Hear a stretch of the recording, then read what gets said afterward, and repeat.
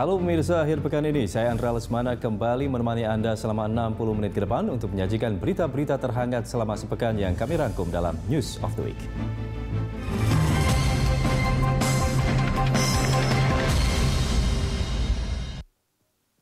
Dalam sepekan ini, redaksi News of the Week memilih berita yang menjadi perhatian utama. Sebagai pembuka, kami hadirkan informasi terkait penerbitan Perpu nomor 2 tahun 2017 tentang Ormas sebagai upaya penertiban Ormas anti Pancasila. Di segmen kedua, kami sajikan informasi tentang Pansus RUU Pemilu yang menyerahkan 5 isu krusial untuk diputuskan dalam rapat paripurna 20 Juli mendatang. Di segmen ketiga ada informasi terkait bom panci yang meledak di Buah Batu, Kota Bandung, di mana pelakunya masuk kategori lone wolf. Dan di segmen terakhir kami hadirkan informasi tentang Presiden Joko Widodo di Hamburg, Jerman yang menjadi magnet dalam KTT G20. Dan pemirsa, kita mulai informasi pertama.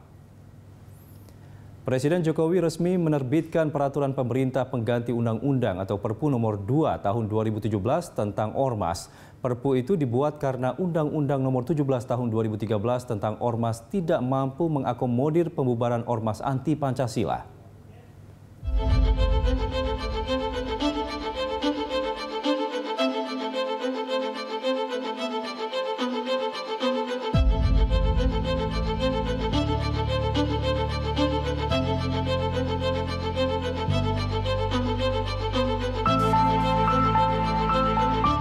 Presiden Jokowi resmi menerbitkan peraturan pemerintah pengganti undang-undang atau Perpu nomor 2 tahun 2017 tentang Ormas.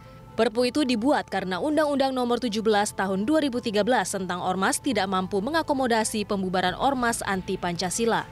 Selain itu, Undang-Undang Ormas tidak memadai sebagai sarana mencegah ideologi yang bertentangan dengan Pancasila dan Undang-Undang Dasar 1945, baik aspek substantif atau prosedur. Perpu yang ditandatangani Presiden Joko Widodo pada 10 Juli 2017 itu dibuat untuk mengatur keberadaan Ormas agar lebih berkontribusi positif membangun bangsa. Tidak sama sekali diarahkan bermaksud untuk mencederai keberadaan Ormas Islam atau mendiskreditkan. Tetapi betul bahwa ini diarahkan untuk kebaikan. Apalagi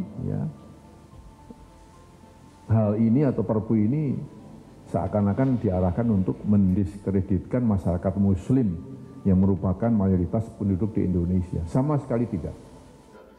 Wakil Presiden Yusuf Kala setuju dengan penerbitan Perpu tentang Ormas. Menurutnya, melalui Perpu, proses pembubaran Ormas radikal dan anti Pancasila dapat dilakukan dengan mudah. Kalau lewat undang-undang biasa kan lama pembahasannya, sedangkan kondisi nasional ini perlu. Tapi itu kan sesuai undang-undang juga. Saya kira itu hanya cara, undang-undang itu cara apabila ada ormas yang melanggar.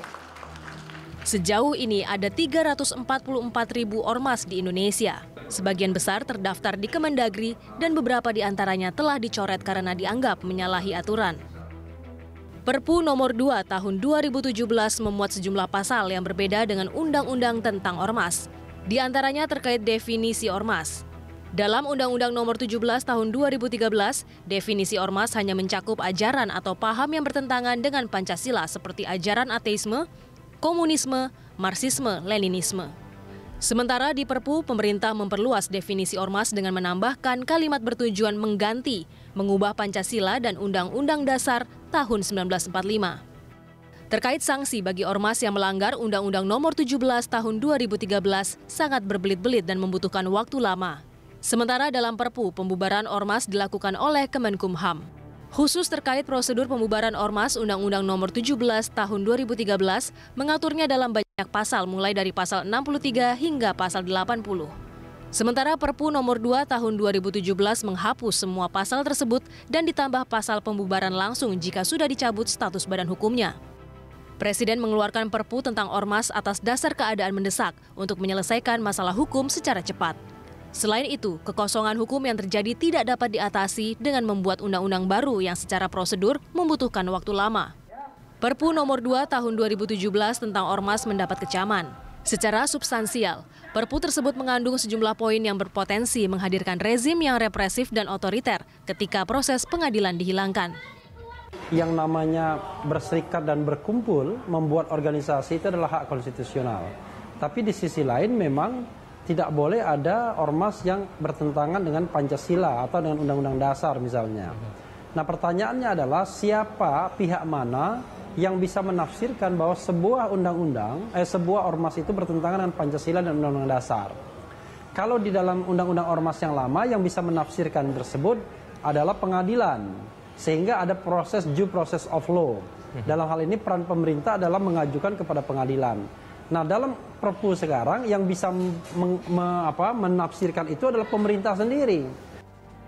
Menteri Koordinator Politik Hukum dan Keamanan Wiranto menyesalkan jika ada yang menolak Perpu nomor 2 tahun 2017 tentang ormas. Pasalnya Perpu dibuat untuk menyelamatkan NKRI termasuk dari ancaman ideologi. Ya karena apa? Menyelamatkan bangsa, menyelamatkan generasi berikutnya nanti, menyelamatkan NKRI, menyelamatkan Pancasila, Undang-Undang Dasar 1945 yang merupakan konsensus nasional, kita selamatin kok. Apa salahnya sih kalau menyelamatkan ancaman bagi bangsa Indonesia? Sementara itu, juru bicara Presiden Johan Budi mempersilahkan pihak-pihak yang menolak Perpu terkait ormas untuk menempuh mekanisme hukum yang berlaku. Menolak Perpu juga menjadi hak setiap warga negara. Ada pihak yang tidak setuju, karena ada mekanismenya. Melalui apa? Ya mekanisme melalui proses hukum juga gitu loh. Kalau mau itu setuju atau tidak. Kan tentu semua punya hak ya, setiap warga negara. Mau setuju atau tidak terhadap Perpu nomor 2 tahun 2017. Sementara terkait keinginan pemerintah membubarkan Hizbut Tahrir Indonesia dengan kehadiran Perpu nomor 2 tahun 2017 sudah tepat. Setiap ormas yang beroperasi di Indonesia seharusnya mengakui Pancasila sebagai dasar negara. Di salah satu buku Hizbut Tahrir, misalnya Mafahim Hizbut Tahrir, konsep-konsep Hizbut Tahrir disebutkan, negara yang mayoritas Muslim tidak menerapkan hukum Islam, maka negara itu kafir. Itu jelas menohok jantung. Misalnya kita, umat Islam, saya yang NU ini, meyakini Pancasila sebagai ideologi negara, ya kan? Which is dianggap tidak menerapkan hukum syariat Islam, maka saya bisa dianggap kafir dalam paradigma pendiri Hizbut Tahrir. Fakta membuktikan jika umat Islam di Indonesia menerima demokrasi dengan baik. Oleh karena itu, ketika Hizbut Tahrir Indonesia menyebut demokrasi sebagai kafir, maka hal itu akan menimbulkan konflik di masyarakat. Perpu nomor 2 tahun 2017 menyederhanakan proses penerapan sanksi administratif kepada ormas yang melanggar ketika peringatan tertulis tidak lagi diberikan secara bertahap. Kondisi itu dianggap sebagai kemunduran demokrasi. Kalau dibandingkan dengan Undang-Undang Ormas sebelumnya, ya jelas ini sebuah kemunduran. Karena kalau Undang-Undang Ormas sebelumnya, pembubaran atau pencabutan status badan hukum ormas itu melalui sebuah proses. Mulai dari pembinaan, peringatan, ya, lalu kemudian penghentian kegiatan, lalu kemudian permohonan kepada pengadilan untuk mencabut status badan hukum. Tetapi sekarang tidak demikian. Sekarang dihilangkan due prosesnya, dihilangkan proses pengadilannya. Cukup diserahkan kepada pemerintah untuk membubarkan suatu organisasi bila mana pemerintah menganggapnya bahwa organisasi tersebut melanggar larangan atau melanggar misalnya nilai-nilai Pancasila. Upaya pembubaran ormas anti-Pancasila didukung oleh sejumlah ormas Islam. Jumat 7 Juli lalu, sebanyak 14 ormas Islam yang tergabung dalam Lembaga Persahabatan Ormas Islam atau LPOI sepakat mendukung pemerintah menerbitkan Perpu pembubaran ormas anti-Pancasila. Jauh-jauh hari, mantan Ketua Umum Pengurus Pusat Muhammadiyah Syafi'i Ma'arif heran dengan kehadiran ormas radikal dan anti-Pancasila. Ormas anti-Pancasila sangat tidak menghargai keberagaman dan bila dibiarkan akan membuat perpecahan. Keberagaman dihormati, itu bukan saja kita punya semboyan sesati Bhinneka Tunggal Ika. Kenyataannya kita adik-beradik yang tidak ada yang sama, apalagi suku yang ratusan ini ya, bahasa juga begitu, agama juga begitu, latar belakang juga, kita saling menghormati. Wacana pembubaran ormas anti-Pancasila bermula saat Wiranto pada Mei lalu mengumumkan pembubaran HTI. HTI dibubarkan karena kegiatannya bertentangan dengan tujuan, asas, dan ciri yang berdasarkan Pancasila dan Undang-Undang Dasar 1945. Kehadiran HTI juga menimbulkan konflik di masyarakat. Di sisi lain, upaya membubarkan ormas anti-Pancasila dan ormas radikal tidak mudah karena terkendala undang-undang yang kurang memadai. Oleh karena itu, terbitnya Perpu Nomor 2 Tahun 2017 diharapkan sebagai solusi untuk membubarkan ormas-ormas anti-Pancasila. Nantinya, Perpu yang diterbitkan akan dibawa ke DPR untuk dibahas sebelum diundangkan. Pemerintah tidak melarang ormas apapun hidup di Indonesia dan Perpu hadir tidak untuk memberangus kehidupan berdemokrasi.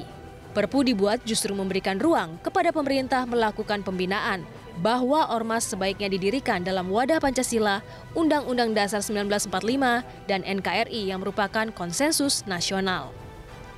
Tim Liputan Berita 1.